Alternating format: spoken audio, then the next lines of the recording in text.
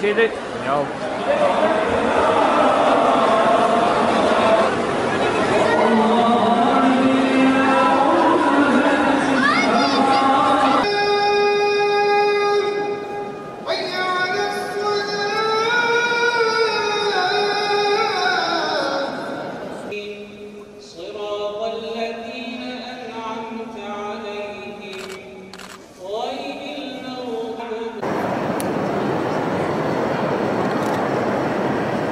نحن أولياؤكم في الحياة الدنيا وفي الآخرة. Euzubillahimineşşeytanirracim. Bismillahirrahmanirrahim. Önümüzdeki çarşamba gününü perşembeye bağlayan gece, Rabbim nasip ederse Kadir Gecesi'ni idrak edeceğiz. Kadir Gecesi, Kur'an-ı Kerim'in ifadesiyle Leyletül Kadri hayrun min elfi şehr, 1000 aydan daha hayırlı olan bir Kadir Gecesi. Bu geceyi inşallah Rabbim Celle Celaluhu nasip ederse idrak edeceğiz. Bu geceyle alakalı bilmemiz gereken, konuşmamız gereken tabii çok önemli hususlar var. Ben birkaç tanesini inşallah sizlerle paylaşmak istiyorum. Kadir Gecesi dediğimiz zaman Kadir suresinde Rabbimiz Celle Celaluhu ifade ediyor. Leyletül Kadri hayrun min elfi şehr diye. Kadir Gecesi 1000 aydan daha hayırlıdır. Ama 1000 aydan hayırlı olmasının hikmeti ne? Ya da Kadir Gecesi kelime anlamı itibariyle baktığımız zaman kadru kıymet bilmek, değer vermek anlamında gelince ne kastediliyor? Onu ayet-i kerimenin hemen başına aldığımız zaman anlamış olacağız. İnna enzelnahu fi leyletil kadr. Kadir Gecesi'nde indirdik. Dolayısıyla Kadir Gecesi'nin bizlere vermek istediği, verdiği mesaj bakımından baktığımız zaman, değer bakımından baktığımız zaman Kadir Suresi çerçevesinde aslında bize 3 tane çok önemli mesajı veriyor. Değerini bilmek, kadrini bilmek, kıymetini bilmek anlamından hareket edecek olursak, birincisi Rabbimizin hakkıyla kadrini ve değerini bilmek. Allah'a iman etmişiz. Bu inancımızın gerçek anlamda değerini biliyor muyuz? Bunu düşünmek, bunun üzerinde fikir yürütmek. Çünkü Cenab-ı Allah'ın kadrini bilmek, hakkıyla kadrini bilmek de aynı zamanda nereden geçiyor? Kur'an-ı Kerim'in kadrini bilmekten geçiyor ki ikinci önemli husus da bu. Kur'an-ı Kerim'in kadrini bildiğimiz takdirde Rabbimizin kadrini, onu da hakkıyla yerine getirdiğimiz takdirde de Kadir Gecesi'nin kadrini, değerini, hakkını vermiş olacağız. Bu önemli hususlardan üçüncüsü ise bu geceyle alakalı dua ve istiğfarda bulunmak, Peygamber Efendimiz sallallahu aleyhi ve sellemin tavsiyesi. Şimdi bu üç konuyu bir kısaca açıklamak istiyorum. Rabbimizin kadrini bilmek aynı zamanda Kur'an'ın kadrini bilmek anlamına geliyor. Peki Kur'an'ın kadrini niçin bileceğiz? Cenab-ı Allah aslında Kadir Gecesi'ni, aslında Ramazan'ı, Kur'an-ı Kerim'in indirilmesi dolayısıyla değerli olduğunu söylüyor bize. Yani zamanı değerli yapan şey, onun içerisinde meydana gelen hadiselerdir. Bu hadiseler o zamana değer katar. O zamanı önemli yapar, kıymetli yapar. Peygamber Efendimiz sallallahu aleyhi ve selleme peygamberliğin geldiği zaman kıymetli, değerli. Peygamber Efendimiz sallallahu aleyhi ve sellemin doğduğu zaman kıymetli, değerli. Niye? Oradaki zaman değerli değil aslında. Orada Peygamber Efendimizin dünyaya teşrifi bizim için değerli. Aynen bunun gibi Kur'an-ı Kerim'in indirilmeye başlanması, bu indirildiği zamanın Kadir Gecesi'nde ve Ramazan ayında olması, Ramazan ayını ve Kadir Gecesi'ni bizim için değerli ve kıymetli kılıyor ve kadrini bilme noktasında da bizi bir anlamda yönlendirmiş oluyor.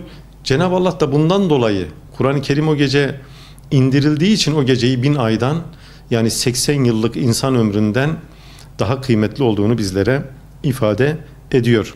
Dolayısıyla bir kitap ki o indiği zaman bütün hayatın akışını değiştiriyor, bütün tarihin akışını değiştiriyor ve cahiliye toplumunu asr-ı saadet toplumuna dönüştürüyor. İnsanları öldüren kin, nefret, düşmanlık, adavet, bütün bunları yavaş yavaş ortadan kaldıran bir kitabın indirildiği bir zaman. Dolayısıyla o kitap bizim için kıymetli. Gerçekleştirdiği büyük devrimden dolayı bizim için kıymetli Kur'an-ı Kerim. dönüştürdüğü o hayatlardan dolayı, dönüştürdüğü yaşam tarzlarından dolayı Kur'an-ı Kerim bizim için kıymetli ve bizim de ona o değeri, kıymeti atfetmemiz lazım. Çünkü Kur'an-ı Kerim bizleri asli hüviyetimize döndürüyor, asli fıtratımıza döndürüyor ya da buna dönmeye bizi davet ediyor. Bozulmuş, değişmiş, inhirafa uğramış, ifrat ve tefrite girmiş kişiliğimizi, benliğimizi dönüştürüp asli olan hüviyetimize, bir anlamda günümüz tabiriyle fabrika ayarlarına geri dönmemize vesile olan bir kitap, hidayet rehberi Kur'an-ı Kerim. Kadir Gecesi'ni değerli yapan en önemli şeylerden birisi bu. İkincisi, zamanın değeri kendisinden kaynaklanmaz. Onu ifade ettik.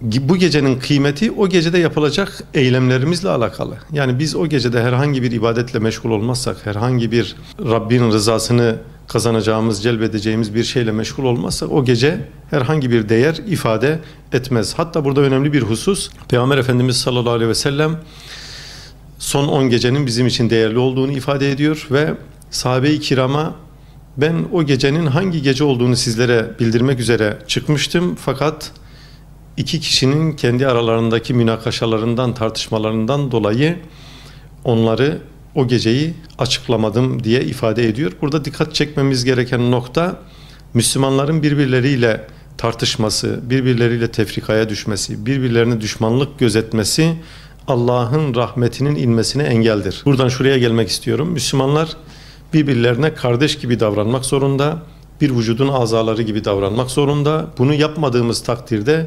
Rabbimizin bizim üzerimizdeki rahmetini, merhametini kaldırmış oluyoruz ki bir parantez açacak olursak bugün Gazze'de yaşananlar bizim birlik noktasında, Müslüman kardeşliği noktasında ne kadar gerilerde olduğumuzun, ne kadar kötü durumda olduğumuzun en büyük göstergesi ve biz bu birliği temin etmediğimiz sürece de Cenab-ı Allah'ın rahmeti, Cenab-ı Allah'ın bizlere olan merhameti bir anlamda kısıtlı kalacaktır. Bunun içinde bütün dünya Müslümanlarının hatta bütün insanlığın kurtuluşu içinde Müslümanların kardeşlik bilinçlerini, kardeşlik bağlarını güçlü tutmaları gerekiyor. Bu da tabii sözle olmaz. Pratikte bunu göstermemiz ve uygulamamız gerekiyor. Üçüncü husus dua ve istiğfar. Bu gecenin değerini, bu gecenin kıymetini en güzel şekilde ifade edecek olan eylem Cenab-ı Allah'a yalvarmak, dua etmek ve istiğfarda bulunmak.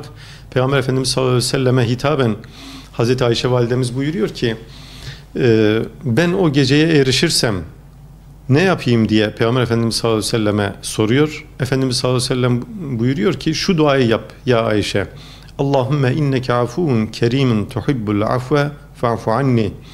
Allah'ım sen affedicisin, affı seversin, beni de affet duasını çokça tekrar eyle diye Hazreti Ayşe validemize ifade ediyor. Dolayısıyla biz de bu gecede elimizden geldiğince hem kendimiz için hem ailelerimiz için hem yakınlarımız için, memleketimiz için ve bütün dünya Müslümanları için, bütün insanlık için çokça duada bulunmamız lazım. Biz gücümüzün yettiğince Rabbimize yalvaracağız, yakaracağız. İnşallah duaları kabul eden, ona karşılık veren Rabbimiz dualarımızı karşılıksız bırakmayacaktır. Kadir Gecesi'ni tüm İslam alemine, memleketimize ve hususen Gazze'de zulüm altında olan kardeşlerimizin zulümden kurtuluşlarına ve özgürlüklerine vesile olması temennisiyle tebrik ediyorum.